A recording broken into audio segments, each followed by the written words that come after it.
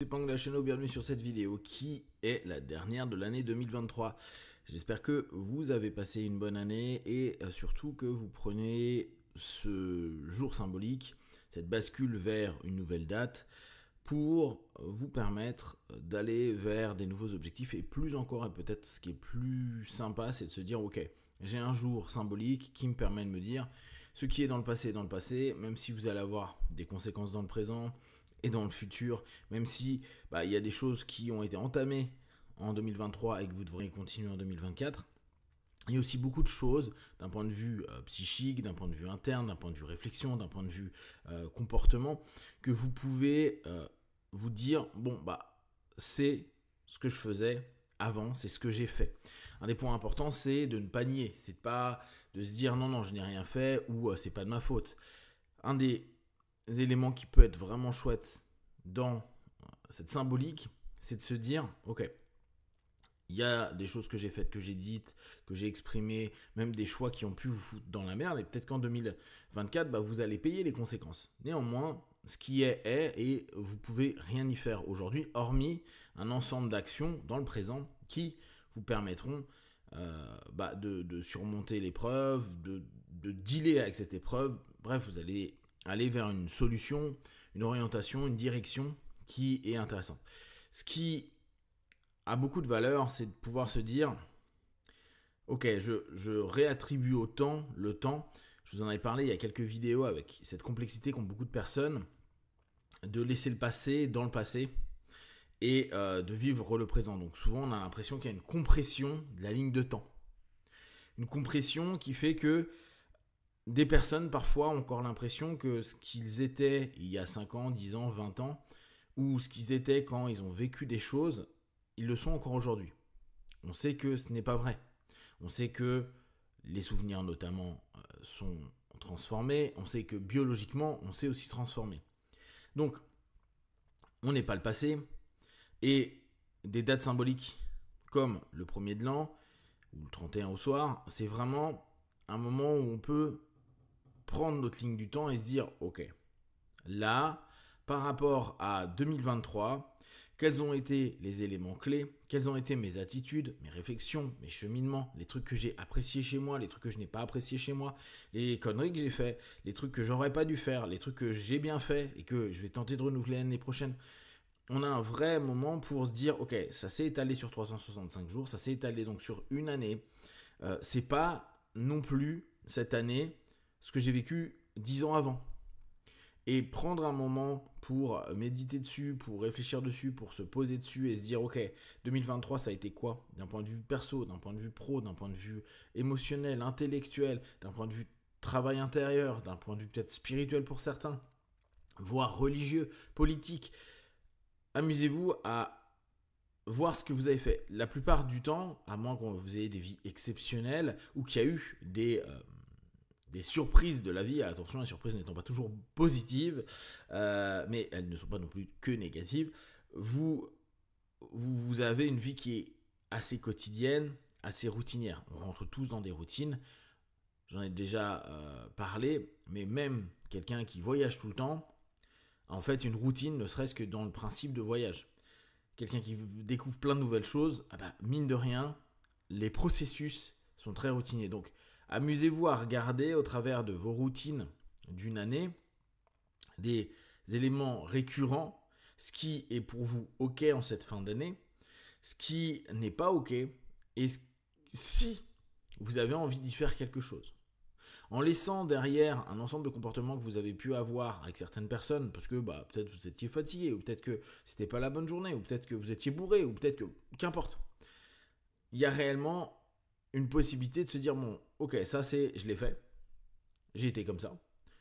Et fondamentalement, je suis comme ça. Hein. C'est peut-être, ça fait déjà 15 ans que vous faites les mêmes conneries et que vous répétez, ou peut-être vous l'avez toujours été. L'idée, c'est de se dire, ok, en perspective, là j'ai un tableau, j'ai des statistiques, des datas, j'ai tout ce que je veux.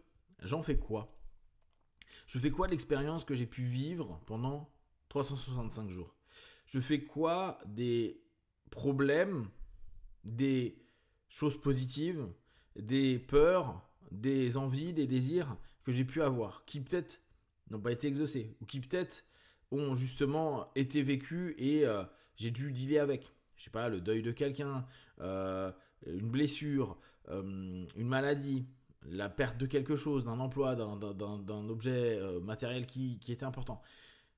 Et là-dedans, se dire, ok, donc de toute façon, je ne referai pas le film, je ne referai pas la vie, et la vie continuera, elle, d'avancer. Est-ce que moi, j'ai quelque chose que je peux en tirer pour mon présent? Et même pas nécessairement pour mon futur. Bien sûr que je constitue mon futur avec mon présent. Bien sûr que mon passé peut influencer mon futur, mais il n'est pas maître de mon futur. Se dire, tiens, même une connerie que vous avez fait en 2023 va absolument déterminer tout votre futur, non. Alors peut-être que, allez, admettons, vous partez en prison quelques mois ou années. Oui, bien sûr que ça va déterminer des choses. Mais la façon dont vous allez aborder les choses va changer énormément d'aspects. Donc, c'est qu'est-ce que j'en fais de tout ça?